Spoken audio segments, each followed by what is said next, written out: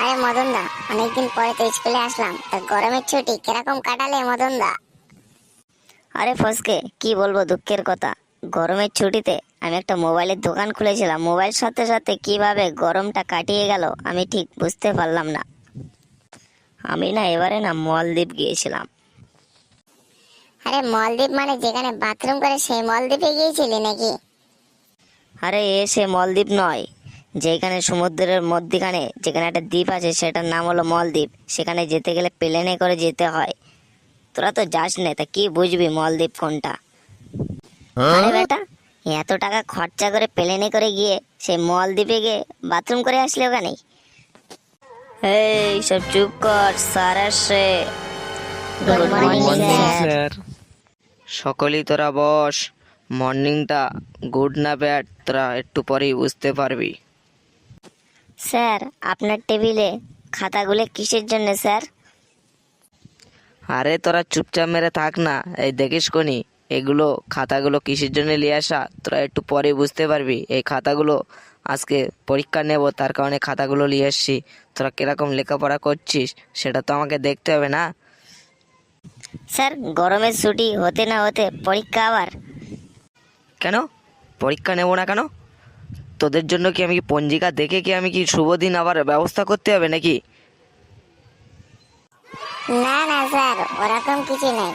বলতে চাইছিলাম যে এই গরমের সবে তো ছুটি তো কাটিয়ে আজকে স্কুলে আসলাম। বেশ কিছুদিন পরে পরীক্ষাটা নিলে স্যার ভালো হতো না স্যার? স্যার, আজকেই পরীক্ষাটা শুরু হোক, খুবই ভালো হবে স্যার। আরে মদন দা, ফেলু দেখছো কিভাবে বাঁশটা দিচ্ছে? আরে তুই চুপ কর না। স্কুলে ক্লাসটা শেষ হোক, বাইরে যা করে মেরে না হাড্ডি দেখিস কোনি কি করে দে, বার করে দেবো একদম। এই তোরা কি কিছু বলতে চাচ্ছিস? না না স্যার, আপনি চালিয়ে যান। শোন, পরীক্ষা চলাকালীন কেউ যদি যদি একটা কথা যদি বলিস, তা তার কিন্তু হাড় হাড্ডি পুরো বার করে দেবো। কথাটা ভালো করে মনে রাখিস। না না স্যার, ওরকম কিছু হবে না, আপনি চালিয়ে যান। শোন, তোরা কিন্তু যখন পরীক্ষা চালু হবে কেউ কিন্তু কোথাও কিছু করতে পারবি না, কেউ কিছু কথা বলতে পারবি না। চাপ আসুক আর চাপের বাপই আসুক না কেন, তখন কিন্তু তোরা যেতে পারবি না, আর চুলকাতেও পারবি না। কিন্তু এরকম যদি কোনো কিছু যদি করিস যদি কিন্তু বাড়ি ফিরতে পারবি না, সিধা চলে যাবি হসপিটালে। আমি এরকম আগে হেড স্যারের মুখে আমি নাকি শুনেছি তোরা নাকি অনেকেই নাকি টুকলি করে এরকম পরীক্ষা দিতিস। আমি কিন্তু ওসব কিন্তু পছন্দ করি না। যদি আমি শুনেছি তো তোদের হার কিন্তু একটাও বড় থাকবে না, সব তখন। না না স্যার, আমার ক্লাসে এরকম কোনো ছাত্র নেই যে টুকলি ফুগলি করেছে। আপনি অন্য কোথাকার স্কুলের কথা শুনেছেন। আরে মদন, আমার কথার মধ্যিখানে কথা বলিস না কিন্তু। আমার কিন্তু রাগ উঠে গেলে তোর চামড়া কিন্তু গুটিয়ে নেব। কথার মধ্যিখানে কথা বলা। শোন, এই পরীক্ষা কিন্তু 100-র মধ্যে হবে। 100-র মধ্যে সে যদি 40 পায় সে তাহলে হচ্ছে গিয়ে ফাইনাল পরীক্ষায় বসতে পারবে। আর সে যদি কম পায় সে কিন্তু ফাইনাল পরীক্ষায় সে কিন্তু বসতে পারবে না। আর এর মধ্যেও কেউ যদি ফেল যদি করে আমার কিন্তু সে কিন্তু বলো দায়ী করতে পারবে না। স্যার, ফাইনালের কথা আর বলেন না। এই কথা বললে আমার মনে না খুব কষ্ট লাগে। কেননা ভারত বিশ্বকাপে হেরে গিয়েছিল, তার কারণে আমার মনে খুব কষ্ট লাগে। স্যার, ফসকে ঠিকই বলেছে। আপনি ফাইনাল না বলে বার্ষিক বলুন, কারণ বার্ষিক পরীক্ষায় আমরা পাশ করে ফুসুত করে গলে যাই, আর বার্ষিকই গিয়ে একটু এটকে যায়, সেটা আবার ফুরুত করে গলে যাব স্যার। তার কারণে ফাইনালটি না বলে বার্ষিক পরীক্ষাটাই বলুন। আরে তোরা দুটোর ফাইনাল কথাটি ভালো লাগছে না তো? তোরা এই দুটো এই পরীক্ষায় তোরা ফেল করবি। তোরা একটা স্ট্যাম্প পেপার লাই, আমি স্ট্যাম্প পেপারে সই করে দিচ্ছি। এই দেখ, তোরা এই পরীক্ষায় তোরা ফেল করবি। স্যার, আমার বন্ধু পটল তো আসি নাই।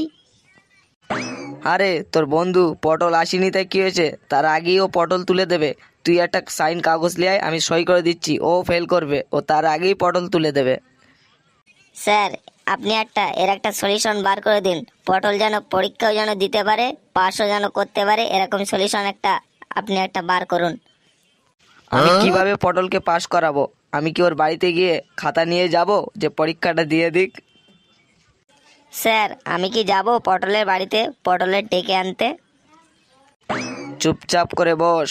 তোর যদি ফেল করার যদি ইচ্ছা হয় তাহলে যা পটলের বাড়িতে ভাগ, গিয়ে পটলকে ডেকে লিয়ে আয়। আর মাত্র পরীক্ষার 4 মিনিট বাকি আছে, চুপচাপ মেরে পরীক্ষা দেওয়ার ইচ্ছা থাকে পরীক্ষা দে, নয়তো পটলের বাড়িতে যা পটলের মতো ফেল করার জন্য। Sir me I come in sir, ভেতরে আসতে পারি স্যার? হ্যাঁ, ভেতরে আসো। স্যার আমার লেট হয়নি তো? ক্লাস চালু হয়ে গেছে স্যার। তা তোর এত লেট হলো কেন? স্যার বাবার সাথে আসছিলাম বাইকে করে, বাবা ফোনে কথা বলছিল, একটা গাড্ডা ছিল, গাড্ডায় পড়ে গিয়েছিলাম, তার কারণে স্যার একটু লেট হয়ে গেছে। তা তুই আমার দিকে না ফিরে ওই দিক ফিরে কথা বলছিস কেন? স্যার আপনাকে আমি তো বললাম বাবার সাথে আসতে গিয়ে গাড্ডায় পড়ে আমাকে একটু লেগেছে আর ঘাড়টা একটু বেঁকে গিয়েছে স্যার। কই তোর বাবা? তোর বাবাকে ডাক। এখন কি স্কুলের টাইম হলো?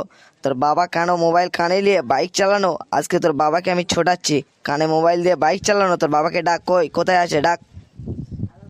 স্যার উনি তো গেটে ছেড়ে দিয়ে আমাকে, উনি তো চলে গিয়েছেন ডাক্তারখানায়। কি?